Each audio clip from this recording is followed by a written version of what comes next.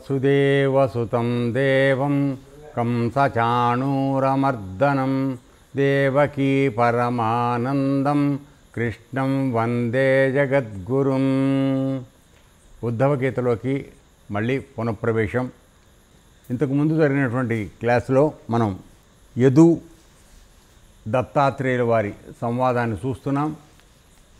అందులో మనం నిన్న పింగళ అనేటువంటి వేశ్య యొక్క కథ, ఆమె ఏ విధంగా భగవంతుడిని తెలుసుకోవడానికి, తనలో ఉన్నటువంటి పరమాత్మను తెలుసుకోవడానికి అత్యంత హేయమైనటువంటి వేశ్యావృత్తి నుంచి బయటపడి పరమాత్మని పొందటానికి ఆమె ప్రయత్నం చేసి, ఆ పరమాత్మే నా నిజభర్తగా ఉన్నాడన్నటువంటి అనుభవం కలిగిన తర్వాత ఆమె ప్రశాంతంగా నిద్రించింది అని చెప్పి అంతవరకు మనం చూడటం జరిగింది. ఇక ఈరోజు వచ్చేటప్పటికి దీంట్లో ఒక వడ్రంగి పెట్టె గురించి మనం దత్తాత్రేయుల వారు దాని నుంచి ఆయన ఏ విధమైనటువంటి అనుభవాన్ని, జ్ఞానాన్ని సంపాదించారనే విషయాన్ని చూద్దాం. అవధూత ఇలా వచించాడు. అవధూత అంటే దత్తాత్రేయుల వారు. ఓ యయాతి కుమారా, మనుష్యులు మిక్కిలి ప్రియమైన వస్తువులు చూచినప్పుడు వాటిని సేకరించి పోగు చేస్తారు. అందంగా ఉంటే లోపల వేసుకోవాల్సిందే ఏమైనా సరే. చివరకు అవే దుఃఖ కారణాలు అవుతాయి. ఇది మనకి ప్రాక్టికల్గా అనుభవంలోకి వస్తూ ఉంటుంది. ఎందుకంటే కొన్ని వస్తువులు చూసినప్పుడు చాలా బాగున్నాయని కొన్ని లోపల పెడతాం, తర్వాత వాటిని రెగ్యులర్గా వాడే అవకాశం రాదు. First point. రెండోది, ఇంకా కొత్తది ఇంకోటి తీసుకొచ్చినప్పుడు అసలు ఇది పూర్తిగా మూలపడిపోతుంది. కాకపోతే ఆ పాతదాన్ని కూడా వాడకపోయినా డబ్బు పెట్టి కొన్నామనేటువంటి ఒకే ఒక్క కారణానికి అటకెక్కించో ఇంకెక్క దగ్గర పెట్టుకుని అట్టే పెడతాం తప్ప దాన్ని మాత్రం అవతల పారేయం. ఇదే మోహం. అర్థమైందా? ముందు కామంతో తీసుకుంటాం, అది తర్వాత మోహంతో దాన్ని దగ్గర పెట్టుకుంటాం, తర్వాత దాన్ని విడిచిపెట్టాలంటే బాధ కలుగుతుంది. సో ఈ విధంగా ఇక్కడ వడ్రంగి పెట్టే వ్యవహారం ఏమిటో మనకి చెప్తున్నాడు. ఆయన మానవులందరూ చేసేటువంటి మామూలు పని ఏమిటంటే, ప్రియమైన వస్తువు కనపడినప్పుడు దాన్ని పోగు చేసి దగ్గర వేస్తూ ఉంటాడు. చివరకు వాడికి అవే దుఃఖ కారణాలు అవుతాయి. ఎందుకని? ఇప్పుడు ఏదైనా ఇల్లు ఖాళీ చేయాల్సి వస్తుంది అనుకోండి. సపోజ్ అద్దెంట్లో ఉన్నారు, బాగా పోగు చేశారు. పోగు చేసిన తర్వాత ఖాళీ చేసి వెళ్ళాలంటే బండెడు సామాను మామూలుగా అయ్యే పనే అది. తర్వాత బుద్ధిమంతుడైన పురుషుడు వస్తు యొక్క ఆకర్షణ నుంచి బయటపడి ఆ వస్తువుల వైపుకు వెళ్ళడు. ఎందుకని? ఇది ఎత్తుకుంటే ఇది బరువురా అయ్యా, నెత్తికి నాకు బరువు వస్తుంది, వద్దనుకుని ఊరుకుంటాడు. కొనకానించి దీని మెయింటెనెన్స్ కాస్టు, స్టోరేజ్ ప్రాబ్లం, ఇటువంటివి ఎన్నో రకరకాలు వస్తాయి కనుక దీని జోలికి పోకపోవడమే మంచిదని దూరంగా ఉంటాడు. తర్వాత ఆకర్షణకు లోను కాడు. చూడంగానే అది బ్రహ్మాండమైన మేకప్తో అప్పచెప్తారు కదా అమ్మటానికి, ఆ విధమైనటువంటి ఆకర్షణకు వాడు లోను కాడు. తరువాత విలపించడు. అది దూరం అయిపోయిందని విలపించడు. చేతులతోనే కాదు, మనస్సుతో కూడా దేనిని వాంఛించడు. ఇది అత్యంత ముఖ్యమైన విషయం. అర్థమైందా? మొట్టమొదటి నువ్వు మనసుతో సంకల్పం చేసి ఒకటి కావాలనుకున్నప్పుడే నీ చేతులు కాళ్ళు పనిచేయటం, అక్కడికి వెళ్ళటం, కొనుక్కు రావడం ఇవన్నీ జరుగుతాయి. సంకల్పం అనేది నీ మనసులో జరగకపోతే ఏ పని జరగదు. అవునా కాదా? చేతులు మామూలుగా చేద్దాం అనుకుంటున్నాయి, కనపడింది గులాబీ పువ్వు తెంపుదామని, కానీ నీ మనసు తప్పు, పక్కవాడు దొడ్డది మనం ముట్టుకోకూడదు, అనవసరం అని అందనుకోండి, చేతులు కాళ్ళు దాటంతటా వెళ్ళగలవా? వెళ్ళలేవు. కాబట్టి ఇక్కడ మనసు యొక్క వ్యభిచారమే అత్యంత దుర్మార్గమైంది, నిషేధించవలసింది. దాన్నే అవ్యభిచారం అంటారు. భగవద్గీతలో మనకి చెప్పేటప్పుడు వాడు యోగి అయిన వాడు అవ్యభిచారి అయి ఉండాలి. అంటే వాడు మనస్సుతో కూడా వ్యభిచారం చేయకూడదు. శారీరకంగా చేయడం అసలు పనికిరాదు, వేరే సంగతి. మనస్సుతో కూడా వ్యభిచరించకూడదు. అంటే వస్తువులను వ్యభిచరించడం అంటే ఆ పనినే కాదు, మిగతా ఏ వస్తువుల వెంబటి పడి నువ్వు పరిగెత్తినా అది వ్యభిచారమే అయిపోతుంది. సో ఆ విధంగా పనకరాదని చెప్తారు. అందుకని వాడు మనస్సుతో కూడా వాంఛించడు. అట్టి బుద్ధిశాలికి ఆ విధంగా ఎవడైతే తను తాను నియంత్రించుకుని ఉంటాడో వాడికి అనంత సుఖస్వరూపమైన పరమాత్మ అనుగ్రహం ప్రాప్తిస్తుంది. సో ఎప్పుడైతే చూడండి ఒకటి ప్రాక్టికల్గా ఆలోచిద్దాం. ఎప్పుడైతే వస్తువుల వెనక వెడుతున్నామో మనం, లేదా ప్రపంచంలో దీని పట్ల, లేదా బంధుత్వాలు, భార్య పిల్లలు ఇల్లు వాకిలి వీటి వెనకాల వెడుతున్నామో, అప్పుడు మన యొక్క శ్రద్ధ భక్తి ఏకాగ్రత వీటి మీద ఉంటుంది తప్ప పరమాత్మ మీద ఉంటుందా? ఉండదు. అలా కాకుండా ఎవడైతే బుద్ధిశాలి ఈ బయట వాటి మీద పడకుండా, అంటే వాటితో తెగతింపులు చేసుకోమని ఎవరు చెప్పడం లేదు సుమా, ఎంతవరకు ఉండాలో అంతవరకు ఉండడం నువ్వు చేసుకుంటే ఆ సమయాన్ని నువ్వు పరమాత్మ వైపుకి దాన్ని మనసును లగ్నం చేయడానికి అవకాశం వస్తుంది. ఆ విధంగా నువ్వు ఎప్పుడైతే పరమాత్మ వైపుకి వెళ్ళటానికి ప్రయత్నం చేశావో ఈ ప్రాపంచిక విషయాలు నిన్ను బంధించడం తగ్గుతుంది. అప్పుడు నిన్న మనం ఆ అమ్మవారి కఠోపనిషత్తు చూసినప్పుడుగా బుద్ధి పూర్తి వికాసంగా చెందిన మారినప్పుడు అప్పుడు ఈ విషయాల పట్ల నీకు మనసు యొక్క ప్రమేయంతో మనసు యొక్క ప్రభావంలో పడి మనం ప్రపంచ విషయాల్లో పడిపోవడం మానేస్తాము. బుద్ధి మనకి జ్ఞానం చెప్తుంది. ఆ బుద్ధి జ్ఞానం చెప్పినప్పుడు నువ్వు పరమాత్మకి దగ్గర అవుతావు. బుద్ధి దేంతో వికసిస్తోంది? ప్రకాశిస్తోంది. పరమాత్మ యొక్క ప్రకాశంతోనే అది తెలుస్తోంది. కాబట్టి దాని యొక్క సలహాలో నువ్వు పనిచేసినప్పుడు నీ వలన తప్పు జరిగే అవకాశం లేదు. సో ఎందుకు ఎవరికి ఈ విధమైనటువంటి ప్రలోభాలు రాకుండా ఉండగలుగుతున్నాడంటే ఎవడైతే తన మనసుని తన నియంత్రణలో పెట్టుకుని బుద్ధిని సజావుగా వాడుకుంటూ ఉంటున్నాడో వాడు ప్రలోభాలకు పడడు. ఆ విధంగా వాడు పరమాత్మకి దగ్గర అవుతాడు, ఆయన అనుగ్రహానికి పాత్రుడవుతాడు. సో ఇది చెప్పే తర్వాత ఒక కుర్రం అంటే ఇది వడ్రంగి పెట్ట ముక్కుతో మాంసం ముక్క పట్టుకొని పెడుతోంది, చిన్న మాంసం ముక్క. దానిని ఒక బలమైన పక్షి చూసి మాంసం ముక్క కోసం దాని మీద పడి, అంటే ఈ పక్షి మీద వడ్రంగి పెట్టె మీద పడి గీచి రాచి రంపాన పెట్టింది. ఇక దాని ఎగురుతుంటే దాని వెనకాల పడి దాన్ని చిత్రవత చేయడం మొదలుపెట్టింది. చిన్న పెట్టేది వడ్రంగి పెట్టె, పెద్ద గద్దో లేకపోతే ఇంకోటో ఏదో వెంబడబడ్డాయి. ఏం చేస్తుంది? ఎప్పుడైతే ఆ కుర్రం మాంసం ముక్కను విడిచిపెట్టిందో దానికి ప్రాణగండం తప్పింది. అంతే కదా.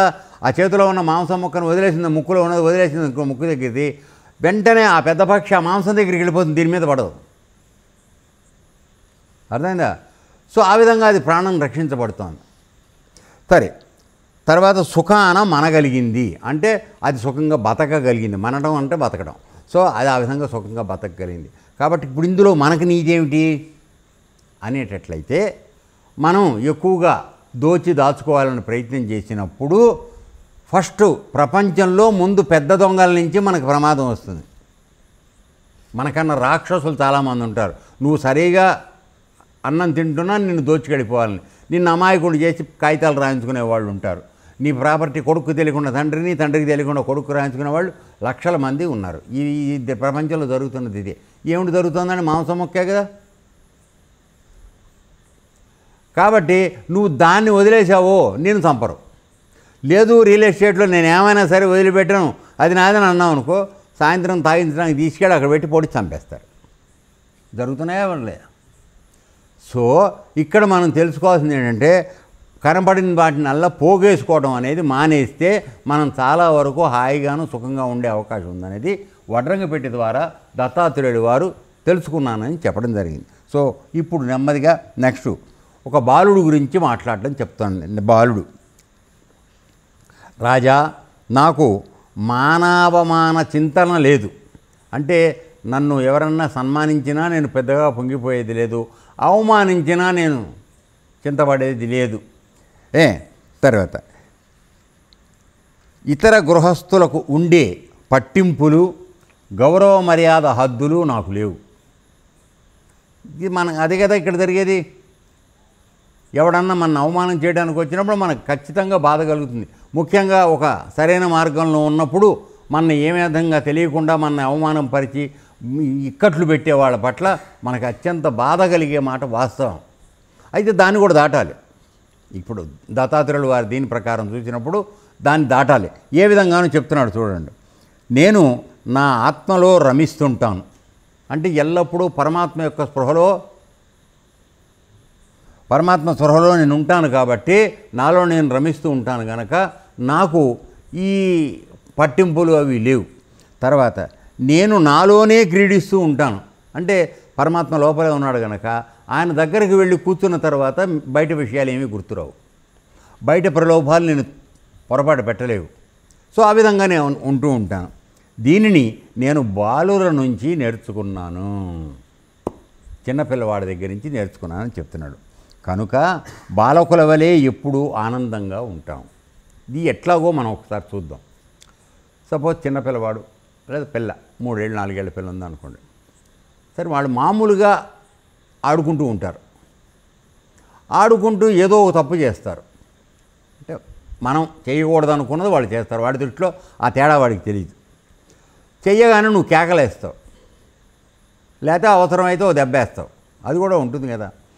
సో వేస్తే వాడు ఒక 2 నిమిషాలు ఏడుస్తాడు దాని గురించి, అవునా? 2వ నిమిషం తర్వాత అది మర్చిపోయి వెళ్ళిపోయి ఆడుకుంటూ ఉంటాడు. నిజంగా మనలాగా ఎవడో అవమానం చేశాడని కొళ్ళటం గనక వాడికి అలవాటైతే వాడు ఆనంద జీవితం గడపలేడు. అవునా కాదా?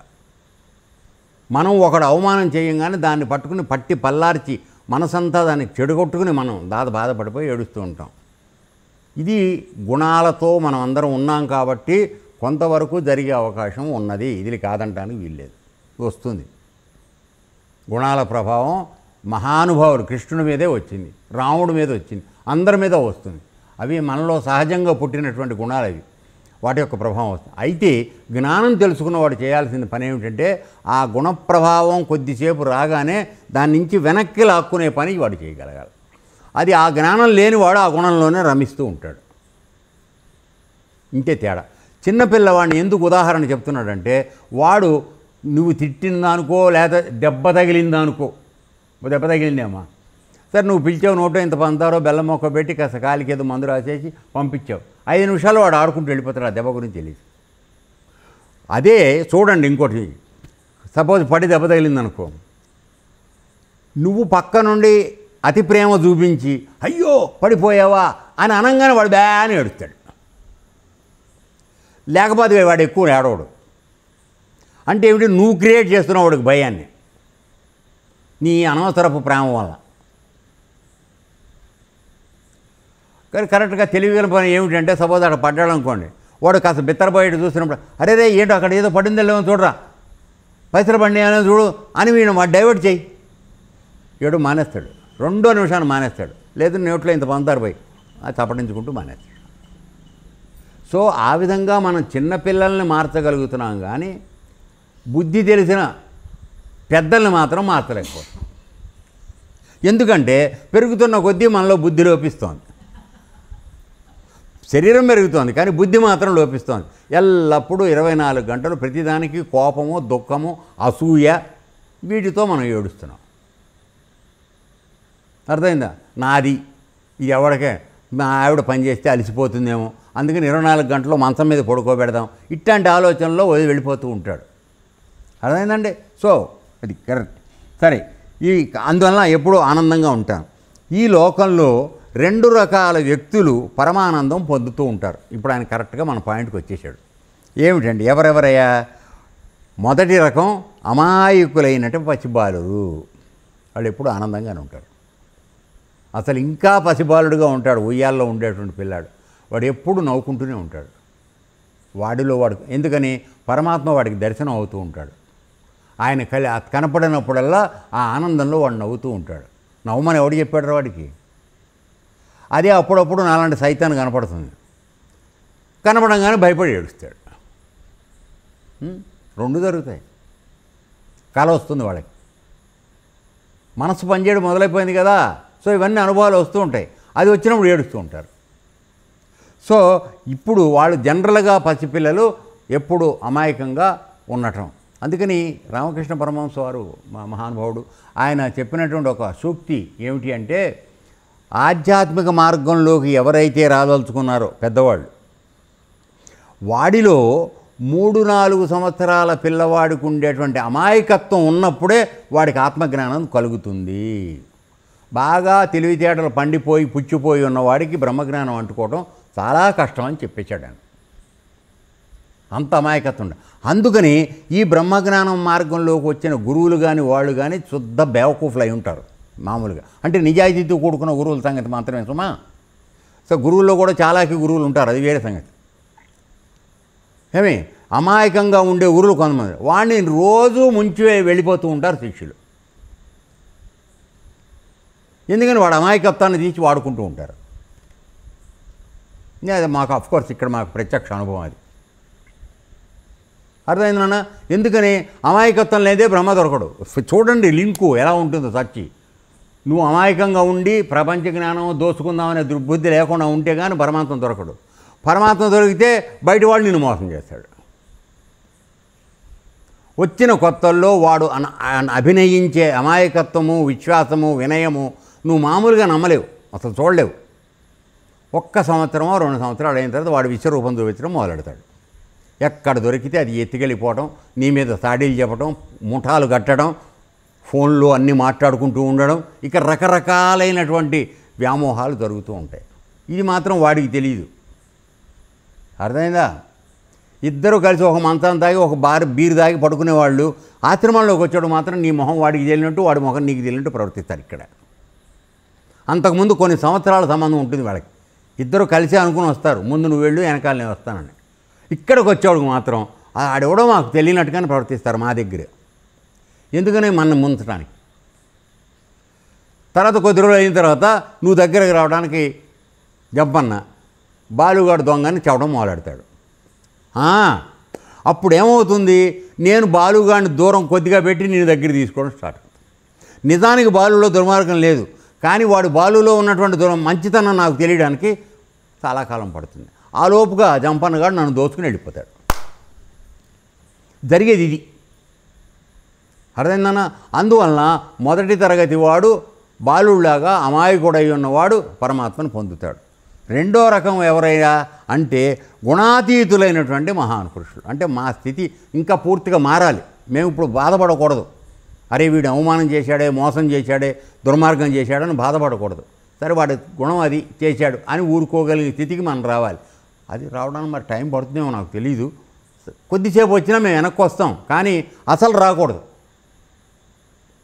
వాడి దౌష్ట్యాన్ని ప్రదర్శించాడు, వాడి కర్మాను వాడు పోతాడని ఊరుకోగలిగిన స్థితికి నిబ్బరంగా రావాలి. ఆ పురుషులు పరమాత్మతో రమిస్తూ వాళ్ళు ఆనందంగా ఉంటారు. అది పూర్తిగా రానప్పుడు వీడు చేసిన మోసం తలుచుకుని వీడు బాధపడటం జరుగుతూ ఉంటుంది. ఇది కాబట్టి తప్పెవరిలో ఉందంటే గురువుల్లోనే ఉంది. బాధపడటం మానేయాలి. Okay, right. తర్వాత నెక్స్ట్ కుమారి అంటే ఆడపిల్ల, అంటే వయస్సు వచ్చినటువంటి పిల్ల. ఓకే, ఒకసారి పెళ్లి చూపులకై అహల్య విను, నీలాంటి వాళ్ళకి అవసరం ఇది. ఓకే, పెళ్ళి అయిపోయింది అనుకో, నీకు పర్వాలేదు. సరే, ఒకసారి పెళ్లి చూపులకై ఒక అమ్మాయి ఇంటికి బంధుజనులు వచ్చారు.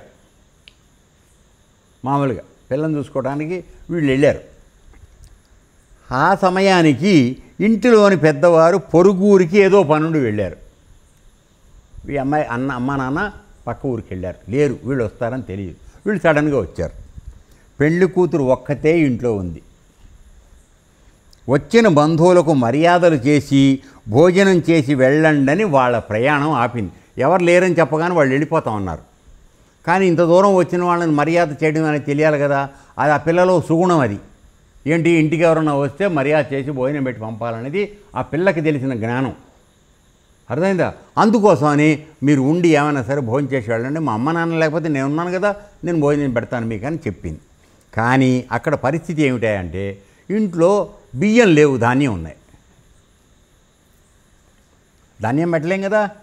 సో అందుకని చెప్పిన తర్వాత వాళ్ళ ప్రయాణం ఆపింది. రాజా, ఆ యువతీ రత్నం అంటే రత్నం లాంటి అమ్మాయి ఏకాంతంగా దొడ్డిలో ఒడ్లు దంచి బియ్యం చెరగసాగింది.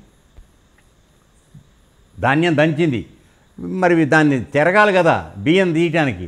చెరుగుతుంటే ఏం జరుగుతోంది, అప్పుడు ఆమె చేతికున్న గాజులు పెద్దగా ధ్వని చేయసాగాయి. ఇట్లా ఎగరేసినప్పుడు నీకు గాజులు మోగుతాయి కదా నాన్న. అది బియ్యం చెయ్యాలి, గాజులేమో చప్పుడు చేస్తున్నాయి. ఆ ధ్వనులు బియ్యానికి వచ్చిన వారు వినిపోతారని ఆ అమ్మాయి సిగ్గుపడింది. ఎందుకు సిగ్గుపడిందో చెప్తున్నాడు చూడు. ఏ రోజుకా రోజు బియ్యం చేసుకునే బీదవారు వీరు అని తలుస్తారేమోనని బిడియపడి ఎలాగా అని ఆలోచించింది. అంటే ఏమిటి? తల్లిదండ్రుల యొక్క మర్యాదను కూడా కాపాడాలి.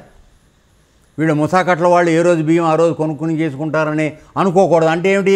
స్థాయి లేని వాళ్ళు వీళ్ళకి పిల్లాడిని ఇస్తే మన పిల్లవాడికి ఏమిటి అవుతుందో అని భయపడుతూ ఉంటారు. అటువంటి పని జరగకుండా కాపాడుకోవాలి. ఎన్ని ఆలోచించిందో చూడండి పిల్లలు ఆ తెలివితేటలు, మరి అంటే మానసిక పరిణితి. తర్వాత ఏం చేసింది? వాళ్ళు చేస్తారేమో ఆలోచించి చేతు గాజులు 2 మాత్రమే ఉంచి మొత్తం గాజులు తీసి పక్కన పెట్టింది. 2 పట్టింది.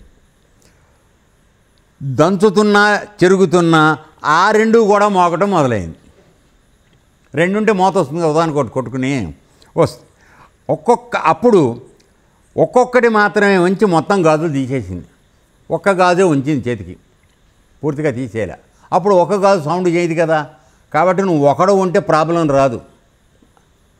ఒక చేతితో తప్పిటి రాదు, రెండో చేయి కలిస్తేనే తప్పిటి వస్తుంది. అర్థమైందా? ఇది. సో గాజులు తీసేసింది. ఇక్కడ నిశ్శబ్దంగా ఉంది. బియ్యం చేసింది, అన్నం వండి పెట్టింది. రాజా, అప్పుడు నేను లోకుల ఆచారాలు పరిశీలిస్తూ ఆయా గ్రామాలు తిరుగుతూ ఉండేవాడిని. ఇది నాకు ఎడ తెలిసిందంటే నేను గ్రామాలన్నీ తిరుగుతూ ఉండేవాడిని, పర్యటన. ఆ పర్యటన చేసినప్పుడు ఒక చోట గ్రామంలో ఇది జరిగింది, అది చూశాను నేను. సో నాకప్పుడు ఆ బాలామణిని చూసి ఒక నీతి పాఠం తోచింది. అమ్మాయి దగ్గర నేను నీతి నేర్చుకున్నాను. ఏమిటంటే, ఎక్కువ జనం పోగైతే అల్లరి, గాజులు ఎక్కువ ఉంటే మోత ఎక్కువ వచ్చింది. ఇరువురు ఉంటే లోకాభిరామాయణం మనం చూస్తూ ఉంటాం. ఆశ్రమానికి కానీ మామూలుగా గుళ్ళల్లో పురాణానికి కానీ వెడుతూ ఉంటారు. ముఖ్యంగా ఇద్దరు కూర్చున్నారంటే వాళ్ళ ఇంటి దగ్గర విషయాలన్నీ మాట్లాడుకుంటూ ఉంటారు. నీ సంగతి కానీ నువ్వు చెప్పే విషయం కానీ వాళ్ళకి ఏమాత్రం అవసరం లేదు. వాళ్ళ ఇంట్లో కోడలు ఏమంది లేకపోతే అత్తగారు ఏమంది ఇవి మాట్లాడుకుంటూ ఉంటారు. ఇద్దరు చేరితే లోకాభిరామాయణం. కుమారీమణి హస్తకంకణం వల్లే ఒక్కటే ఉంటే ఆత్మవిచారం. ఇప్పుడు మాట్లాడటానికి ఎవరు లేరనుకో నాన్న, అప్పుడు నువ్వేం చేస్తావు? ఎవరితో చెప్పుకుంటావు? నీలో నువ్వు అనుకోవాలి అంతే కదా. అప్పుడు ఏమవుతుంది? నువ్వు పరమాత్మ దగ్గర అవుతావు. సో ఆవిడ చేతికి ఒక్క గాజు పెట్టుకొని తన యొక్క కార్యాన్ని విజయవంతంగా పూర్తి చేసినట్టుగా మనం కూడా ఒకళ్ళమే ఉండడం అలవాటు చేసుకోవాలి. ఎక్కువ మంది కోసం పాకులాడద్దు. పాకులాడిని కానించి కంపులు ఎక్కువ అవుతాయి. వీడి వాసన వాడికి, వాడి వాసన వాడికి తగులుతూ ఉంటుంది. వాసన అంటే ఈ వాసన కాదు, పూర్వజన్మ వాసనలు. అవే కదా మన యొక్క ప్రవర్తనని నిర్ణయం చేసేది. అవి వస్తాయి, మనకు తప్పు అనిపించదు అప్పుడు. అర్థమైందా? కొద్దిగా తీసుకోవచ్చు మంది, ఏం ప్రాబ్లం లేని చెప్తాడు మన ఫ్రెండ్.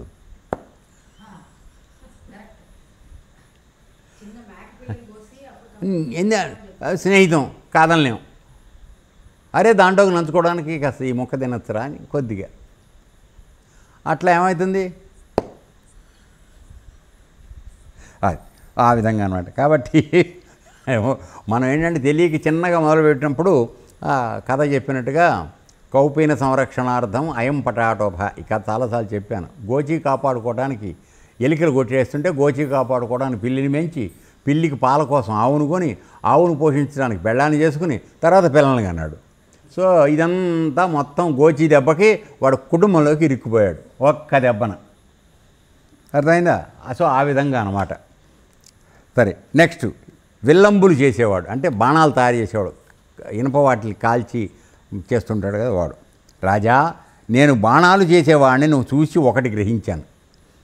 ఆసనం వేసుకుని శ్వాస బిగించి వైరాగ్య అభ్యాసాల ద్వారా మనసును వశీభూతం చేసుకుని సావధానంగా లక్ష్యసిద్ధి చేరాలి. వాడు ఆ బాణం తయారు చేయాలంటే దాన్ని ఎంత డిగ్రీల్లో ఇట్లా పెట్టి చేసి అంత చేసి చేయాలో వాడు తయారు చేసేటప్పుడు సుత్తొకటి ఊపిరి బిగబట్టి. ఇప్పుడు మీ అందరినీ మేము ప్రాణాయామం చేయమని చెప్తున్నామే, మరి ఇవన్నీ ఏంటిది? లక్ష్యశుద్ధి చేరాలి. ఏకాగ్రత అంటే దిగరేసి కూర్చోవాలా. అర్థమైందా? మనం కూర్చుంటాను మోకాడు వంగో, కొద్దిసేపు నిటారుగా కూర్చోలేము. సో కానీ వాడు బాణం తయారు చేయాలంటే అన్ని పద్ధతులు చేయాలి.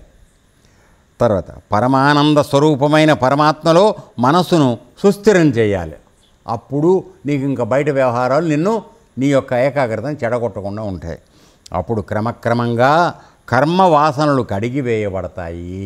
ఇప్పటి వరకు మన ఏడిపిస్తున్నటువంటి అది కావాలి, ఇది కావాలి, ఇది కావాలి, అది కావాలని ఎందుకని మనం ఎల్లప్పుడూ కూడా సుఖం కోసం ప్రయత్నం చేస్తూ ఉంటాం. ఎంత సుఖంలో ఉన్నా సరే అది అంటే ఎవరు కూడా డిఫైన్ చేయలేరు, నిర్వచించలేనంత సుఖం కోసం ప్రయత్నం చేస్తుంటాం. ఆల్రెడీ మన దగ్గర అన్నీ ఉన్నాయి, అయినా ఇంకా ఏదో సుఖం కోసం ప్రయత్నం చేస్తుంటాం. కాబట్టి అయితే ఆ సుఖం ఒక వస్తువు ద్వారా వస్తుందని మొదట్లో అనుకుంటాం. కోడి మాంసం, ఓకే, కోడి మాంసం ఒక్కటి తిని ఊరుకుంటావా? సీసా కావాలి, సీసాతో పాటు సిగరెట్ కావాలి, సిగరెట్తో పాటు అమ్మాయి కావాలి. ఏమైందయ్యా? సో ఇప్పుడు 4 రకాల 5 రకాల విషయాల్లోకి నువ్వు వెళ్ళిపోయావు సంతోషం కోసం, అవునా కాదా? సో ఇది కాదు పద్ధతి.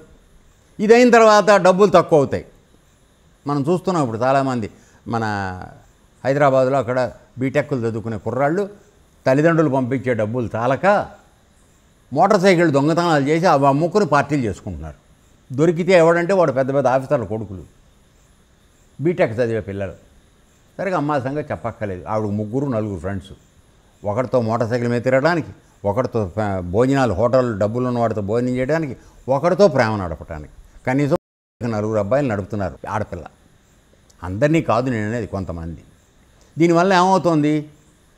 ఎవడో కడుపు మండిన వాడు వెళ్ళి యాసిడ్ పోస్తున్నాడు ముఖం మీద.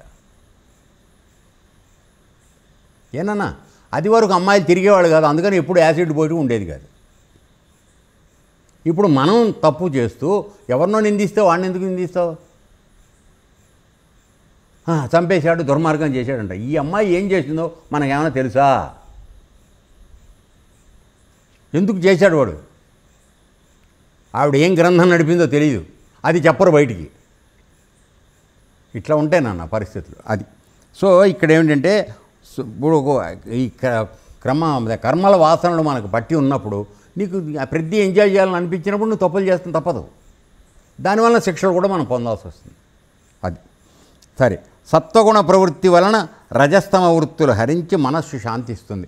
అంటే నువ్వు సత్వగుణం ప్రధానంగా మంచి ఆహారం, సత్వమైన ఆహారం తింటూ సత్వమైన మంచి పనులు, అంటే కాస్త ఎవరికన్నా ఆశ్రమంలో 4 సహాయం పడదాం. ఇప్పుడు వెళ్ళి వాళ్ళు కష్టపడి మా వాళ్ళు హాస్పిటల్ దగ్గర అక్కడ అన్నదానం చేసి వస్తున్నారు. ఏమిటండి అందులో ఉద్దేశం? నలుగురు క్షేమాన్ని కాంక్షించి, అంతే కదా. సో అది మరి సత్వగుణ ప్రధానమైంది కదా. అప్పుడు వాడిలో కోపమును ద్వేషము ఉన్నాయా ఎవరి మీదన్నా? లేదు. లేక ఏమైనా సంపాదించుకుందామనే రజోగుణం ఉందా? లేదు. చలో మా వలన ఎంత అయితే మన వలన అంతవరకు సాయం చేద్దాం, ఆకలి కొన్నవాడికి కడుపు నిండా అన్నం పెడదాం అనేటువంటి ఒకే ఒక సదుద్దేశం తప్ప ఇంకేం లేదు. సో ఆ విధంగా చేస్తే నీలో సత్వగుణమే పెరుగుతుంది. మేము చెప్పేది అది. ఎందుకు చేయిస్తున్నాం ఈ పనులు? మీరందరూ సత్వగుణ ప్రధానులు కావాలి. నేను, నాది, నా కొరకు అనే స్వార్థాన్ని విడిచిపెట్టి మనము, మన కొరకు, మనది ఆ దృష్టిలోకి వెళ్ళాలి. తోటి వాళ్ళందరూ మనవాళ్ళే. ఆ భావన నువ్వు మాట్లాడుకోవడంలో కాదు, చేతలో ఉండాలి. మేము అది చేయించి చూపిస్తున్నాం మీ చేత.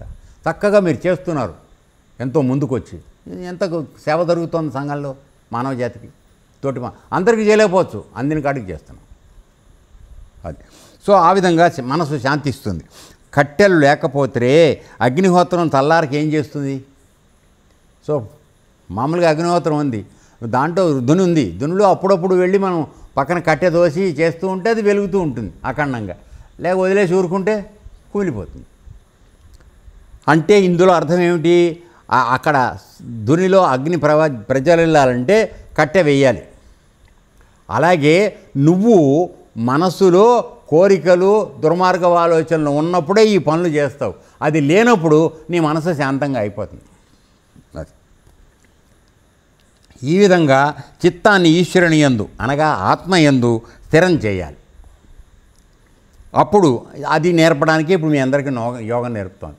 ఏకాగ్ర చిత్తంతో కూర్చుని ఆత్మయందు రమించడానికి మిమ్మల్ని ఆ తోవలోకి వచ్చే అడ్డంకులు తొలగించుకుంటూ పైకి వెళ్ళటానికి ప్రయత్నం చేస్తున్నాం. అప్పుడు చిత్తం బాహ్య వస్తువుల పైకి పరిగెత్తదు. మీరు ఆలోచించండి. ఇప్పుడు ఈ గంట సేపు కూర్చున్నప్పుడు అదేదో కొనుక్కుందాం, మిక్సీ కొనుక్కుందాం, అది చేద్దాం, ఇది చేద్దాం, టీవీ కొందాం, ఇవన్నీ ఆలోచనలు ఏమైనా వస్తున్నాయా? వస్తుంటే నిజం చెప్పండి. రావు, ఖచ్చితంగా రావు. ఆ కాడికి నీ మనసు ఖాళీగానే ఉంది కదా.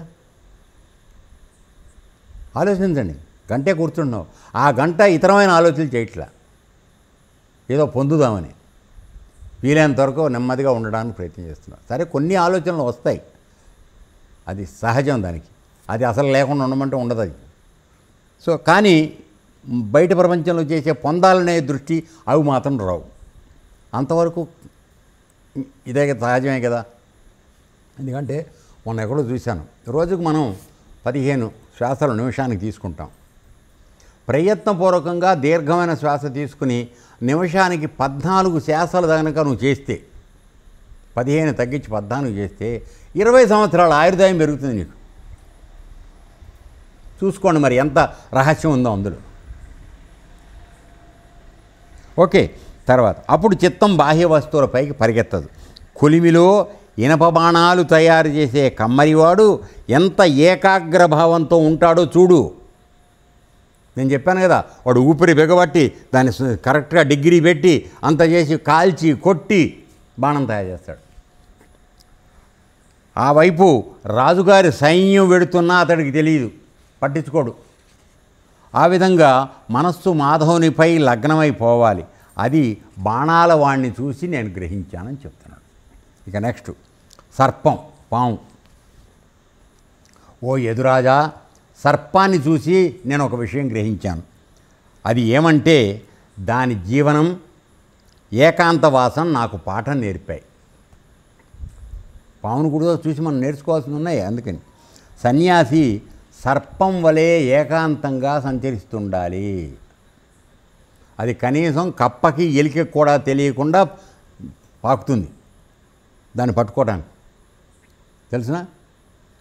తర్వాత 10 మందితో కలిసి జీవించరాదు. First principle. చూడండి, ఆశ్రమం పెట్టడం ఎంత తప్పు అనేది దీంట్లో కూడా రుజువు అవుతోంది. నా దురదృష్టం. సరే కానీ వదిలి, 10 మందితో కలిసి జీవించరాదు. మఠాలు ఆశ్రమాలు వ్యర్థం. ఇక్కడ చేరిన కానించి ఏమొస్తున్నాయిరా, ముచ్చట్లు, రాజకీయాలు, పాలిటిక్స్, గ్రూపులు. అవునా కాదా చెప్పండి. ఎవరు ఆత్మజ్ఞానం గురించి మాట్లాడుతున్నది ఇక్కడ? ఏమంతే అది ఎత్తుకెళ్ళిపోదామని. నేను గట్టిగా మాట్లాడుతున్నాను అనుకోకండి. అసలు వచ్చిన పని ఏమిటి, మనం చేస్తున్న పని ఏంటి? 10 మంది చేరిన కానీ ఇదే రాజకీయం. నేను అన్నది అదే, మీ గుణాలు అవతల వాడికి అంటిస్తారని. నిజంగా వచ్చిన వాడిని కూడా చెడగొట్టేవారు, మీరు ఊరుకోరు. తర్వాత మఠాలు ఆశ్రమాలు వ్యర్థం. సన్యాసి ఒకచోట నివసించరాదు. అందుకని వాళ్ళకి నియమం ఉంది, 3 రాత్రులు ఒకే దగ్గర నిద్రించకూడదు వాడు. ఎందుకని? ఆ ప్రాంతం మీద వాడికి వ్యామోహం వచ్చేస్తుంది. ఇది బాగానే ఉందని సర్దుకుందాం అనిపిస్తుంది. అట్లా ఉండకూడదు. నువ్వు ప్రతిదాని పట్ల డిటాచ్మెంట్, దేనికి అతుక్కోకుండా ఉండాలి. ఇది నాకు అనవసరం, ఇవాళ నా పని అయింది అంతే, వెళ్ళిపోవాలి. ఒకరింట్లోనే ఉండి భుజిస్తూ కూర్చోరాదు. కాస్త వాళ్ళు ఏదో పెడుతున్నారు అనుకోండి, ఇది బాగానే ఉంది, ఇల్లు మన రోజు తిరుక్కోవడం అడుక్కోవడం దేనికి, ఇక్కడే ఉందామని సెటిల్ అయిపోకూడదు. ఇల్లు లేక ఆశ్రమం కట్టుకుంటే బయట సంగతులు తెలుసుకునే అవకాశం ఉండదు. 24 గంటలు ఇక్కడ ఏం వండుకుందాం, ఏం తిందాం, ఏం చేద్దాం, రేపటికి ఏం చేసుకుందాం, ఇవి ఆలోచించడం తప్పితే బయట విషయాలంటే ప్రపంచంలో కానీ లేక పరమాత్మకు సంబంధించిన విషయాలు కానీ ఇవి తెలుసుకోవడానికి ఎవరు ప్రయత్నం చేసే అవకాశం లేదు. ఎందుకని? ఉన్న టైం అంతా ఈ అరేంజ్మెంట్కి సరిపోతుంది. అలా కాకుండా ఆశ్రమాలు ఇప్పుడు మనం ఏం చేస్తున్నాం, బయట విషయానికి పెడుతున్నాం, బయట 10 మందికి అన్నం పెట్టి వస్తున్నాం. అర్థమైందా? అది ఓకే. తర్వాత సన్యాసి ఎవరి సహాయము కోరరాదు. సన్యాసి మితభాషిగా ఉండాలి. అర్థమైందా? ఎక్కువ మాట్లాడకూడదు. ఎక్కువ మాట్లాడితే మనం వెళ్ళి కాంట్రవర్సీలు పడిపోతూ ఉంటాం. తర్వాత అనిత్యమైనటువంటి దేహం కొరకు ఇల్లు కట్టుకొని రొంపిలో పడడం మంచిది కాదు. మా విషయంలో మేము ఇల్లు కట్టుకోవాలని అనుకోలే, కానీ మా గురుదేవులు మా ప్రాణం తీసి మా చేత ఇల్లు కట్టించాడు. పక్షి లాంటిది గూడు కట్టుకుంటుంది, మీకు ఇల్లు లేకుండా ఎలా ఉంటారని చెప్పి అది కట్టుకున్నాం. కానీ ఏమైంది? ఇప్పుడు చూస్తూ వదిలిపెట్టలేము. దాని దగ్గర ఉంటే ఇక్కడ ఆశ్రమాల్లో ఉండలేము. సో 2 విధాల చెడిపోయిన పరిస్థితి అయిపోయాను. అందుకని ఏం చేసాము, గురుగారు మాట కోసమని ఇల్లు తాళం పెట్టి ఇక్కడ వచ్చి ఆశ్రమం ఉంటున్నాం. సరే, వచ్చిన కాడి నుంచి రోజు మావాడు మాకు తలంటి పోస్తున్నాం, అది వేరే సంగతి. ఓకే, అర్థమైందా? సో అది అందువలన ఇతరుల గృహం దుఃఖానికి పాదు. సొంత ఇల్లు అనేది పెట్టుకున్నామంటే అది దుఃఖానికి మొదటి మెట్టు. అర్థమైందా? తర్వాత సర్పం చూడు, ఇతరుల ఇళ్లలోకి వెళ్ళి తన సమయం హాయిగా సుఖంగా వెళ్ళబిస్తుంది. అంటే ఏమిటి? చీమలు కష్టపడి పుట్టలు పెడతాయి, ఆ చీమలన్నింటినీ తోసేసి ఇది వెళ్ళిపోయి దాంట్లో కూర్చుంటుంది, అది ఇల్లు కట్టుకోదు. కాబట్టి దీనిలోంచి మనం నేర్చుకోవాల్సింది ఏంటంటే జీవితాంతం అద్దిల్లులో ఉండడం మంచిది. ఎందుకంటే కావాలంటే వాడు ఇల్లు చెలగొట్టి ఇంకోటి దగ్గరికి వెళ్ళిపోతూ ఉండొచ్చు. నువ్వు కట్టుకున్నావు అనుకో, పక్కోడు చెడగొడతాడు, అద్దెకి తీసుకొచ్చిన వాడు చెడగొడతాడని భయం. చూసావా, చాలా తేడా ఉంది. సో ఆ విధంగా చేయొచ్చు. సరే, ఇప్పుడు అది కాదు పాయింట్. ఇక్కడ ఏంటంటే ప్రపంచంలో మనం ఒక్కొక్క వస్తువు పట్ల అభిమానం, అనురాగం పెంచుకుంటే దానికి మనం అటాచ్ అయిపోతాము. ఇది పాయింట్ ఇందులో, అంతకని ఇంకేం లేదు. కాబట్టి పాములాగా నువ్వు పబ్బం గడుపుకో, ఎక్కడో అక్కడ ఆశ్రమంలో ఉండు, నీదని అనకు, ఇది మనదని అనుకో. ఉండడానికి అందరికి అధికారం ఉంది, నాదని అని మాత్రం అనద్దు. ఉండు, నీ సౌకర్యాలన్నీ నడుస్తుంటాయి. పోతే శరీరాన్ని ఎవడో ఒకళ్ళు లాగేస్తాడు రా. దేనికోసం సొంత ఇల్లు, మేడ, మిద్దెలు ఇవన్నీ ఎందుకు ఆలోచించుకోవాలా? ఆ మామూలు సంసారం చేసుకుంటాడు, అది మనకు అనవసరం. ఆశ్రమానికి వచ్చేటప్పటికి నువ్వు ఆ వాటి విషయం ఆలోచించాలి. నీకు పడుకోవడానికి జాగా దొరుకుతుందా లేదా, తినడానికి అన్నం దొరుకుతుందా లేదా, నీ అవసరాలు, కనీస అవసరాలు నడుస్తున్నాయో నడవట్లేదు, అది చూసుకో, చాలా అయిపోయింది. అంతకని ఏం కావాలా? ఎందుకంటే బయట ప్రపంచంలో వాడు లక్షలో కూడబెట్టుకోవాలని వాడు ప్రయత్నం చేస్తాడు. నీకు అది లేదు కదా, నువ్వు ఇక్కడికి వచ్చింది దేనికి? ఆశ్రమానికి వచ్చిన దానికి, ఇక్కడికి వచ్చి లక్షలు కూడబెట్టడానికే, లేకపోతే ఆశ్రమాన్ని దోచుకోవడానికే కాదు కదా. సో అలాంటప్పుడు నీవు అన్నీ నడుస్తున్నప్పుడు ఎందుకు నీకు ఆశ? అది లేదు, ఇది లేదు, నాకు సెపరేట్గా రూమ్ లేదని, దేనికవి? నీకు సరైన నిద్ర వస్తే ఎక్కడ బాగుంటే అక్కడ నిద్ర వస్తుంది. సరే, ఆ విధంగా అయిపోయింది. ఇప్పుడు నెక్స్ట్ది సాలిపురుగు ఏనన్నా. కాబట్టి సరే, మిగతా అది రేపు చూద్దాం.